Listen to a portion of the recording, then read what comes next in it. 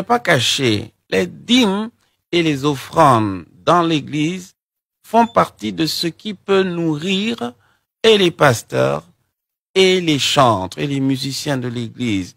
Mais quand il y a une partie du sacerdoce qui s'accapare tout ça et qu'on considère que le chantre ou les musiciens sont là juste pour accompagner, vous savez, c'est parce qu'il n'y a pas de télévision chez toi là que ton enfant s'en va regarder télé chez le voisin. Mais le jour où tu vas envoyer télévision chez toi, l'enfant va plus aller chez le voisin. Beaucoup de talents se sont retrouvés de l'autre côté parce qu'on ne prend pas soin d'eux. Là-bas, ils sont choyés, on s'en occupe. Ils réussissent à avoir leur petit matériel à eux qui leur permet de vivre de leur art, de s'épanouir dans avec leur passion, de mieux entretenir leur passion. Mais si l'Église s'occupe de ces talents, vous savez, dans la Bible, il y a eu l'histoire de Néhémie, pour ceux qui lisent la Bible, pour ceux qui sont chrétiens, il y a un homme dedans qu'on appelle Néhémie.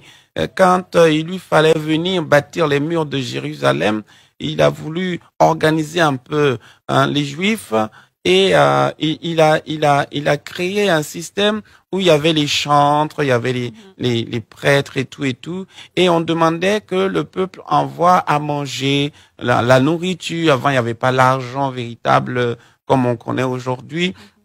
Mais il y avait toujours de quoi nourrir ceux qui ont décidé de se consacrer à la chose. Se consacrer veut dire ne faire que ça.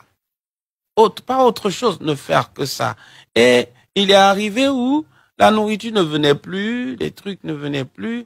Quand Néhémie, après qu'il soit allé chez son patron, plus tard il est revenu, il voit que tous les chantres sont partis. Il y a un qui était là en train de se débrouiller. On lui a demandé, mais où sont les autres? Il dit, ils sont partis. Il y a plus de nourriture. Ils ont une famille à gérer. Tu vois? Imaginez-vous que l'Église prend soin de ses talents.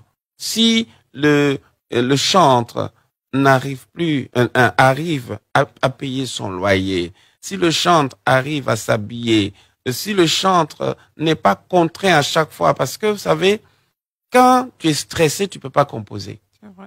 Quand tu ne penses qu'à la facture ou au loyer que tu dois payer, tu n'es pas inspiré. Tu ne peux pas donner le meilleur de toi-même. Ça fait que beaucoup sont obligés de tirer le diable par la queue. Et aujourd'hui, tellement l'église est perturbée à cause de ça, on ne sait plus s'il faut dire chantre de l'Éternel ou bien artiste. Les gens ont ce problème-là. Faut-il appeler chantre ou faut-il appeler, tu vois, C'est vrai. voilà. Donc, il y a tellement de choses à dire autour de ces valeurs-là, mais il faut que l'Église prenne ses responsabilités. Les talents, de génération en génération, Dieu en donne, mais il faut les entretenir, parce que sinon, la grâce est trompeuse.